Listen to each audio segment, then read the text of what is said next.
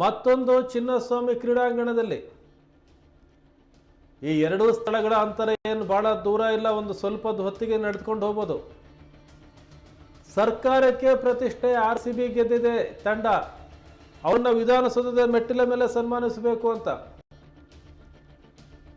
ಮುಖ್ಯಮಂತ್ರಿಗಳ ಪ್ರಮಾಣ ವಚನ ಸ್ವೀಕಾರ ಮತ್ತು ಬಹಳ ದೊಡ್ಡ ಕಾರ್ಯಕ್ರಮಗಳನ್ನು ವಿಧಾನಸೌಧದ ಮೆಟ್ಟಿಲ ಮೇಲೆ ಆಯೋಜನೆ ಮಾಡಲಾಗುತ್ತೆ. ಕರ್ನಾಟಕ ರತ್ನ ಪ್ರಶಸ್ತಿಯನ್ನ ಮೆಟ್ಟಿಲುಗಳ ಮೇಲೆ ಕೊಟ್ಟಿದ್ರು. ಎಷ್ಟು ಜನ ಮುಖ್ಯಮಂತ್ರಿಗಳು ಅಲ್ಲಿ ಪ್ರಮಾಣ ವಚನ ಸ್ವೀಕಾರವನ್ನು ಮಾಡಿದ್ದಾರೆ. ಅಲ್ಲಿ RCB ತಂಡಕ್ಕೆ ಸನ್ಮಾನ ಮಾಡಬೇಕು, ಅಭಿನಂದಿಸಬೇಕು ಅಂತ ಸರ್ಕಾರದ ಒಂದು ನಿರ್ಧಾರ. ಅಲ್ಲಿಂದ ಸ್ವಲ್ಪವೇ ದೂರ ಇರತಕ್ಕಂಥ ಚಿನ್ನಸ್ವಾಮಿ ಕ್ರೀಡಾಂಗಣದಲ್ಲೇ ಅಭಿನಂದಿಸಬೇಕು ಅಂತೇಳಿ ಕರ್ನಾಟಕ ಸ್ಟೇಟ್ ಕ್ರಿಕೆಟ್ ಅಸೋಸಿಯೇಷನ್ ಅವರ ನಿರ್ಧಾರ. ಇಬ್ರು ಸೇರಿ ಒಂದೇ ಕಡೆ ಮಾಡಿದ್ರೆ ಏನಾಗ್ತಿತ್ತು? ಚಿನ್ನಸ್ವಾಮಿ ಕ್ರೀಡಾಂಗಣಕ್ಕೆ ಮುಖ್ಯಮಂತ್ರಿಗಳು, ಉಪಮುಖ್ಯಮಂತ್ರಿಗಳು, ಸಚಿವರು ಬಂದು ಅದೇ ಮೈಸೂರು ಪೇಟ, ಅದೇ ಶಾಲು, ಅದೇ ಹಾರ ಹಾಕಿದ್ರೆ ಆಟಗಾರರು ಏನು ಬೇಡ ನಾವು ತಗೊಳ್ಳಲ್ಲ ಅಂತ ಹೇಳ್ತಾ ಇದ್ರ? ಅಥವಾ ವಿಧಾನಸೌಧದ ಮೆಟ್ಟಿಲ ಮೇಲೇನೆ ಕರ್ನಾಟಕ ಸ್ಟೇಟ್ ಕ್ರಿಕೆಟ್ ಅಸೋಸಿಯೇಷನ್ ಪದಾಧಿಕಾರಿಗಳು ಇವರೆಲ್ಲರೂ ಬಂದು, ಅಲ್ಲಿ ಯಾರು ಆಡಳಿತಗಾರರಿದ್ರೆ ಅವರೆಲ್ಲ ಬಂದು ಅಲ್ಲೇ ಅಭಿನಯಿಸಿದ್ರೆ ಜನ ಏನು ಬೇಡ ಅಂತಿದ್ರ? ಮುಖ್ಯಮಂತ್ರಿ ಬೇಡ ಅಂತಿದ್ರ? ಎರಡು ಕಡೆ ಯಾಕೆ ಆಯೋಜನೆ ಮಾಡಿದ್ರು? ಸರ್ಕಾರ ಹೇಗೆ ಅನುಮತಿಯನ್ನು ಕೊಡ್ತು? ಎರಡು ಕಡೆ ಆಯೋಜನೆಯನ್ನು ಮಾಡಲಿಕ್ಕೆ ಸರ್ಕಾರ ಹೇಗೆ ಅನುಮತಿಯನ್ನು ಕೊಡ್ತು? ಒಂದೇ ಕಡೆ ಈ ಕಾರ್ಯಕ್ರಮವನ್ನು ಮಾಡಿದ್ರೆ ಜನ ಒಂದೇ ಕಡೆ ಬರ್ತಾ ಇದ್ರು, ಪೂರ್ವ ತಯಾರಿಯನ್ನು ಮಾಡ್ಕೋಬೋದಿತ್ತು, ಸಿದ್ಧತೆಯನ್ನು ಮಾಡ್ಕೋಬೋದಾಗಿತ್ತು. ಆದರೆ ಎರಡು ಕಡೆ ಆಯೋಜನೆ. ಯಾರ ಆಟಗಾರರು ಕೇಳಿದ್ರ? ಸರ್ಕಾರದ ತೀರ್ಮಾನ ವಿಧಾನಸೌಧದ ಮೆಟ್ಟಿಲುಗಳ ಮೇಲೆ. ಕರ್ನಾಟಕ ಸ್ಟೇಟ್ ಕ್ರಿಕೆಟ್ ಅಸೋಸಿಯೇಷನ್ ಹೇಳುತ್ತೆ ನಾವು ಚಿನ್ನಸ್ವಾಮಿ ಕ್ರೀಡಾಂಗಣದಲ್ಲಿ ಅಭಿನಂದಿಸ್ತೇವೆ ಅಂತೇಳಿ. ದಿಢೀರನೇ ಎರಡು ಕಡೆ ಆಯೋಜನೆ ಆಗಿದೆ ಕಾರ್ಯಕ್ರಮ. ಬೆಳಗ್ಗೆ ಹೇಳ್ತಾರೆ, ಬೆಳಗ್ಗೆ ಘೋಷಣೆ ಮಾಡ್ತಾರೆ ಮುಖ್ಯಮಂತ್ರಿ ಸಿದ್ದರಾಮಯ್ಯ ಅವರು, ನಾವು ವಿಧಾನಸೌಧದ ಮೆಟ್ಟಿಲ ಮೇಲೆ ಅವರನ್ನು ನಾವು ಅಭಿನಂದಿಸ್ತೇವೆ ಅಂತೇಳಿ. ಚಿನ್ನಸ್ವಾಮಿ ಕ್ರೀಡಾಂಗಣದಲ್ಲೂ ಅಭಿನಂದನೆ ಇದೆ ಅಂತ ಅವಾಗ ಗೊತ್ತಾಗುತ್ತೆ ಜನಕ್ಕೆ. ಬಂದ್ರು ದೊಡ್ಡ ಸಂಖ್ಯೆಯಲ್ಲಿ. ಪೊಲೀಸರು ಎರಡು ಕಡೆ ನಿರ್ವಹಣೆ ಮಾಡಬೇಕಾಗಿತ್ತು.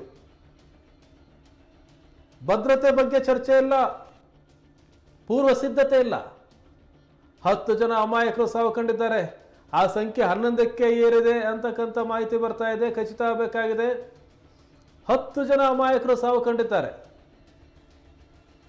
ಭದ್ರತೆಯ ಬಗ್ಗೆ ಯಾವುದೇ ಸಿದ್ಧತೆ ಇಲ್ಲದೇನೆ, ಪೂರ್ವ ಸಿದ್ಧತೆ ಇಲ್ಲದೇನೆ ದಿಢೀರನೆ ಕಾರ್ಯಕ್ರಮವನ್ನು ಘೋಷಣೆ ಮಾಡಿ ಅಭಿಮಾನಿಗಳು ಲಕ್ಷ ಲಕ್ಷ ಸಂಖ್ಯೆಯಲ್ಲಿ ಒಂದೇ ಕಡೆ ಸೇರುವಂತೆ ಮಾಡಿ, ಕಾಲ್ ತುಳಿತ ಉಂಟಾಗುವಂತೆ ಮಾಡಿ, ಅವರು ಸಾವಿಗೀಡಾಗುವಂತೆ ಮಾಡಿದ್ದು ಯಾರು? ಚಿನ್ನಸ್ವಾಮಿ ಕ್ರೀಡಾಂಗಣದ ಗೇಟ್. ಟಿಕೆಟ್ ಇದ್ದಾಗ ಟಿಕೆಟ್ ತಗೊಂಡವರು ಮಾತ್ರ ಬರ್ತಾರೆ. ಆದರೆ ಈ ಥರದ ಕಾರ್ಯಕ್ರಮಕ್ಕೆ ಎಲ್ಲರೂ ನುಗ್ತಾರೆ. ಇದರ ನಿರೀಕ್ಷೆ ಇದ್ದಿಲ್ವಾ ಕರ್ನಾಟಕ ಸ್ಟೇಟ್ ಕ್ರಿಕೆಟ್ ಅಸೋಸಿಯೇಷನ್ಗೆ, BCCIಗೆ? IPLನಿಂದ ಕೋಟಿ ಕೋಟಿ ಹಣದ ಹೊಳೆ ಹರಿಯುತ್ತೆ. ಪ್ರಾಯೋಜಕರು, ಜಾಹೀರಾತುದಾರರು ಸಿಗ್ತಾರೆ. ಅತ್ಯಂತ ದೊಡ್ಡ ವ್ಯವಹಾರ ಆಗಿದೆ IPL. ಅದರ ಎಷ್ಟು ಭಾಗವನ್ನ ಇಂತಹ ಒಂದು ಕಾರ್ಯಕ್ರಮದ ಸಂದರ್ಭದಲ್ಲಿ ಪೂರ್ವ ಸಿದ್ಧತೆಗಾಗಿ ಬಳಸ್ಕೋಬೋದಾಗಿತ್ತು.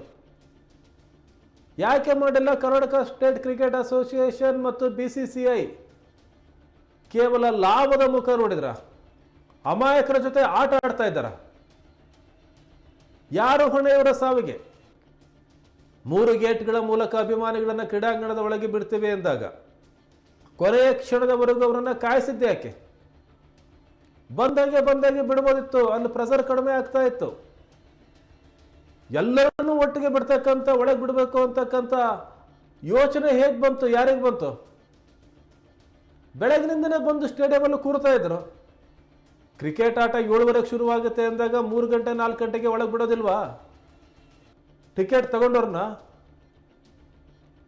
ಈ ಸಂದರ್ಭದಲ್ಲಿ ಎಲ್ಲರನ್ನೂ ಬೇಗನೆ ಬಿಟ್ಟಿದ್ರೆ ಅಲ್ಲಿ ನುಗ್ಗಲು ಕಡಿಮೆ ಆಗ್ತಾ ಇತ್ತು. ಯಾಕೆ ಗೇಟನ್ನು ಹಾಕಿ ಅವ್ರನ್ನ ತಡೆದ್ರು? ಇಷ್ಟು ದೊಡ್ಡ ಸಂಖ್ಯೆಯಲ್ಲಿ ಬರ್ತಾರೆ ಅಂತ ಗೊತ್ತಿದ್ದಾಗ ಅದನ್ನು ನಿರ್ವಹಣೆ ಮಾಡ್ಬೋದಿತ್ತು. ಒಳಗೆ ಕೂರಿಸ್ಬೋದಾಗಿತ್ತು. ನುಗ್ಗಲು ಕಡಿಮೆ ಮಾಡೋದಾಗಿತ್ತು. ಅವರು ಒಳಗೆ ಬರೋದನ್ನ ತಡೆಯಲಿಕ್ಕೆ ಗೇಟಿಗೆ ಈ ಕಡೆಯಿಂದ ನೋಡಿ, ಅಲ್ಲಿ ದೃಶ್ಯದಲ್ಲಿ ಈ ಕಡೆಯಿಂದ ಗೇಟ್ ಮುರಿದೇ ಹಾಗೆ ಮಾಡಬೇಕು ಅಂತ ಹೇಳಿ ಈ ಕಡೆಯಿಂದ ತಳ್ತಾ ಇದ್ದಾರೆ. ಇಲ್ಲಿರ್ತಕ್ಕಂಥ ಒಂದು 10-15 ಜನ 20 ಜನ 50 ಜನ ಭದ್ರತಾ ಸಿಬ್ಬಂದಿ ಅಲ್ಲಿರೋರು ಸಾವಿರ ಸಂಖ್ಯೆಯಲ್ಲಿದ್ದಾರೆ. ಇಂತಹ ಒಂದು ಸಮೂಹ ಸನ್ನೆ ಅಂತ ಹೇಳ್ತಾರೆ ಒಂದು ರೀತಿಯಲ್ಲಿ. ಇದಕ್ಕೆ ಸಮೂಹ ಇಂಥ ಸಂದರ್ಭದಲ್ಲಿ ಹೇಗೆ ವರ್ತಿಸುತ್ತೆ ಅನ್ನೋದನ್ನು ತಿಳ್ಕೊಂಡಂತ ತಜ್ಞರು ಪೊಲೀಸ್ ಇಲಾಖೆಯಲ್ಲಿದ್ದಾರೆ, ಭದ್ರತಾ ವಿಭಾಗದಲ್ಲಿದ್ದಾರೆ, ಸರ್ಕಾರದ ಭದ್ರತಾ ವಿಭಾಗದಲ್ಲಿದ್ದಾರೆ. ಅವರಿಂದ ಸಲಹೆ ಪಡಿಬೋದಾಗಿತ್ತು. ದೊಡ್ಡ ಸಂಖ್ಯೆಯಲ್ಲಿ ಲಕ್ಷ ಸಂಖ್ಯೆಯಲ್ಲಿ ಜನರು ಸೇರಿದಾಗ ಹೇಗೆ ಅದನ್ನು ನಿರ್ವಹಣೆ ಮಾಡಬೇಕು ಅಂತ ಒಂದು ಸಲಹೆಯನ್ನು ಕರ್ನಾಟಕ ಸ್ಟೇಟ್ ಕ್ರಿಕೆಟ್ ಅಸೋಸಿಯೇಷನ್ ಪಡಿಬೋದಾಗಿತ್ತು. ಕರ್ನಾಟಕ ಪೊಲೀಸ್ ಆ ಕೆಲಸವನ್ನು ಮಾಡಿದ್ದಾರೆ. ಇದಕ್ಕಿಂತ ದೊಡ್ಡ ಸಂಖ್ಯೆಯಲ್ಲಿ ಬೆಂಗಳೂರಿಗೆ ಜನ ಬಂದಾಗಲೂ ಸಹ ಒಂದು ಸಣ್ಣ ಲೋಪವೂ ಆಗಿದೆ, ಸಾವು ನೋವಾಗದೆ ನಿರ್ವಹಣೆ ಮಾಡಿದ್ದಾರೆ. ಆದರೆ ಯಾವ ಪೂರ್ವ ಸಿದ್ಧತೆ ಇಲ್ಲ. ದಿಢೀರ್ ಅಂತೇಳಿ 2 ಕಡೆ ಕಾರ್ಯಕ್ರಮ ಮಾಡೋ ಬದಲು ಒಂದೇ ಕಡೆ ಮಾಡ್ಬೋದಾಗಿತ್ತು. ಓನ್ಲಿ ವಿಧಾನಸೌಧದ ಎದುರಿಗೆ ಜಾಸ್ತಿ ಜನ ಸೇರಿಸೋದು ಕಷ್ಟ ಆಗುತ್ತೆ ಅಂದರೆ ಚಿನ್ನಸ್ವಾಮಿ ಕ್ರೀಡಾಂಗಣದಲ್ಲೇ ಮಾಡಬೇಕಾಗಿತ್ತು. ಸರ್ಕಾರ ಮತ್ತು ಕರ್ನಾಟಕ ಸ್ಟೇಟ್ ಕ್ರಿಕೆಟ್ ಅಸೋಸಿಯೇಷನ್ ಇಬ್ಬರು ಸೇರಿ ಮಾಡುವುದಾಗಿತ್ತು. ಆದರೆ 2 ಕಡೆ ಕಾರ್ಯಕ್ರಮನ ಆಯೋಜನೆ ಮಾಡಿ ಅಮಾಯಕರು 10-11 ಜನ RCB ಅಭಿಮಾನಿಗಳ ಸಾವಿಗೆ ಕಾರಣರಾಗಿದ್ದು ಯಾರು? ಇದರ ಹೊಣೆಯನ್ನು ಯಾರು ಹೊರ್ತಾರೆ? ಅಲ್ಲಿ ನೋಡ್ತಾ ಇದ್ದ ದೃಶ್ಯಗಳಲ್ಲಿ ನೀವು ನುಗ್ಗುತ್ತಾ ಇದ್ದಾರೆ ಅಭಿಮಾನಿಗಳು. ಸಾಧ್ಯ ಇಲ್ಲ ತಡಲಿಕ್ಕೆ. ಯಾರಿಗೆ ಹೇಳ್ತೀರಿ? ಒಬ್ರಿಗೆ ಹೇಳ್ತೀರಾ, ಇಬ್ಬರಿಗೆ ಹೇಳ್ತೀರಾ, 10 ಜನಕ್ಕೆ ಹೇಳ್ತೀರಾ? ಮೈಕಲ್ಲಿ ಕೂಗ್ತೀರಾ? ಮೈಕಲ್ಲಿ ಕೂಗೋದು ಎಷ್ಟು ಜನಕ್ಕೆ ಕೇಳಿಸುತ್ತೆ? ಇಡೀ ಸಮೂಹಕ್ಕೆ ಇದ್ದಿದ್ದು ಒಂದೇ ಬಯಕೆ, ನನ್ನ ನೆಚ್ಚಿನ ಆಟಗಾರನನ್ನು ನೋಡಬೇಕು, RCB ಟ್ರೋಫಿಯನ್ನು ತಂದಂಥ ಆಟಗಾರರನ್ನು ನೋಡಬೇಕು, ಆ ಸಂಭ್ರಮದಲ್ಲಿ ಭಾಗಿಯಾಗಬೇಕು. ಅದು ಬಿಟ್ಟರೆ ಬೇರೆ ಯಾವುದೂ ಅವರ ಮನಸ್ಸಲ್ಲಿಲ್ಲ.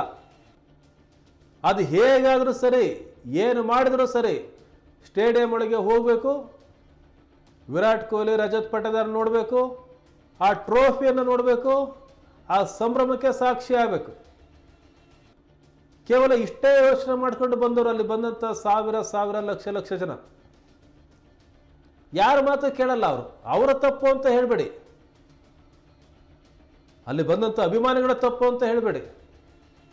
3 ಗೇಟ್ಗಳ ಮೂಲಕ ಸಾರ್ವಜನಿಕರನ್ನ ಒಳಗೆ ಬಿಡಬೇಕು ಅಂದಾಗ ಯಾವ ರೀತಿ ಆ ಅಭಿಮಾನಿಗಳನ್ನ ಒಳಗೆ ಬಿಡಬೇಕು ಅಂತ ಪ್ಲಾನ್ ಮಾಡಿದ್ರಿ? ಎಲ್ಲರೂ ಆ ಗೇಟ್ ಎದುರಿಗೆ 50 ಜನ, 100 ಜನ, 1000 ಜನ, 10,000 ಜನ, 20,000 ಜನ ಬಂದು ಆ ಗೇಟ್ ಎದುರಿಗೆ ನಿಂತ ಮೇಲೆ ಗೇಟನ್ನು ತೆಗೆದು ಅವ್ರನ್ನ ಒಳಗೆ ಬಿಡಬೇಕು. ಯಾವ ರೀತಿ ಯೋಜನೆ ಇದು? ಯಾವ ರೀತಿ ಸಿದ್ಧತೆ ಇದು? ಆ ರೀತಿ ಗೇಟ್ ತೆಗೆದ್ರು. ಒಂದು ಗೇಟ್ ತೆಗೆದ್ರು, ಇನ್ನೊಂದು ಗೇಟ್ ಮುರಿದೋಯ್ತು. ಗೇಟ್ ತೆಗೆದ ತಕ್ಷಣ ಪ್ರವಾಹೋಪಾದಿಯಲ್ಲಿ ಅಭಿಮಾನಿಗಳು ಕ್ರೀಡಾಂಗಣದ ಒಳಗೆ ನುಗ್ಗಿ ಬಂದರು. ಇದು ರೀತಿನ? ಒಂದು ದೊಡ್ಡ ಸಮೂಹವನ್ನು ನಿರ್ವಹಣೆ ಮಾಡೋ ರೀತಿನ? ಚಿನ್ನಸ್ವಾಮಿ ಕ್ರೀಡಾಂಗಣದ ನಿರ್ವಹಣೆಯನ್ನು ಹೊಣೆ ಹೊತ್ತಂತ Karnataka state cricket association BCCI ಇದಕ್ಕೆ ಉತ್ತರಿಸಬೇಕಾಗಿದೆ. 10 ಜನ ಅಮಾಯಕರು ಸಾವು ಕಂಡ್ರು. ಕೇವಲ ಒಂದು 18-20 ಗಂಟೆಯಲ್ಲಿ ಆ ಗೆಲುವಿನ ಸಂಭ್ರಮ ಏನಿತ್ತು, ಆ ಗೆಲುವಿನ ಸಂಭ್ರಮ ಹೋಗಿ ವಿಷಾದದ ಛಾಯೆ ಬಂದು ಸೂತಕದ ಮನೆಯಾಗುವಂತೆ ಮಾಡಿದ್ದಾರೆ ಯಾರು? ಗೆಲುವಿನ ಸಂಭ್ರಮ ಜನರ ಕಣ್ಣಿಂದ ಮರೆಯಾಗಿ ಇಡೀ ವಾತಾವರಣ ಸೂತಕ ಆಗುವಂತೆ ಮಾಡಿದ್ದು ಯಾರು? ಸರ್ಕಾರ ಇದರ ಹೊಣೆ ಹೊರಬೇಕಾಗತ್ತೆ. ನಾವು Karnataka state cricket association BCCI ಒಂದ್ಸರಿ BCCI ಹೇಳುತ್ತೆ, ಕ್ರಿಕೆಟ್ ತಂಡ ಏನಿದೆ, ಭಾರತದ ಕ್ರಿಕೆಟ್ ತಂಡ, ಇದು ಭಾರತವನ್ನು ಪ್ರತಿನಿಧಿಸಲ್ಲ, BCCIನ ಪ್ರತಿನಿಧಿಸುತ್ತೆ ಅಂತ. ಟೀಮ್ ಇಂಡಿಯಾ ಅಂದರೆ ಕಮರ್ಷಿಯಲ್ ಅಂತ ಬಂದಾಗ ಯಾವುದು ಲೆಕ್ಕಕ್ಕಿಲ್ಲ, ರಾಷ್ಟ್ರವೂ ಲೆಕ್ಕಕ್ಕಿಲ್ಲ. ಒಂದು ಕೇಸಲ್ಲ ಕೇಳಿದೆ. ಅದೇ ಈಗೋ, ಅದೇ ಅಹಮಿಂದ ಚಿನ್ನಸ್ವಾಮಿ ಕ್ರೀಡಾಂಗಣದಲ್ಲಿ ನಾವು ಮಾಡ್ತೀವಿ ಅಭಿನಂದನಾ ಕಾರ್ಯಕ್ರಮವನ್ನು. ಉದ್ದೇಶ ಒಳ್ಳೆಯದೇ. ಅವರನ್ನು ಬೇಕಾದ್ರೆ ಊರಿಗೆ ಕರೆಸಿ, ಬೀದಿಗೆ ಕರೆಸಿ RCBಯ 11 ಜನ ಆಟಗಾರನ ಎಲ್ಲರೂ ಸನ್ಮಾನ ಮಾಡೋಣ, ಎಲ್ಲರೂ ಮೈಸೂರು ಪೇಟ ಹಾಕೋಣ, ಎಲ್ಲರೂ ಶಾಲು ಹೊತ್ಸೋಣ. ಉದ್ದೇಶ ಒಳ್ಳೆಯದೇ. ಅಭಿನಂದನೆ ಮಾಡಬೇಕು ಅನ್ನೋ ಉದ್ದೇಶ ಒಳ್ಳೆಯದೇ, ಮಾಡಲೇಬೇಕು. ಆದರೆ ಅದಕ್ಕೆ ಮಾಡಿಕೊಂಡಂಥ ತಯಾರಿ ಏನು ಮಾಡಿದ್ರಿ? ಏನು ಮಾಡಿದ್ರಿ ನೀವು?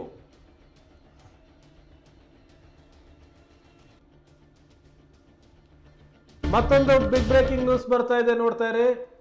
ಕೇಂದ್ರ ಸಚಿವ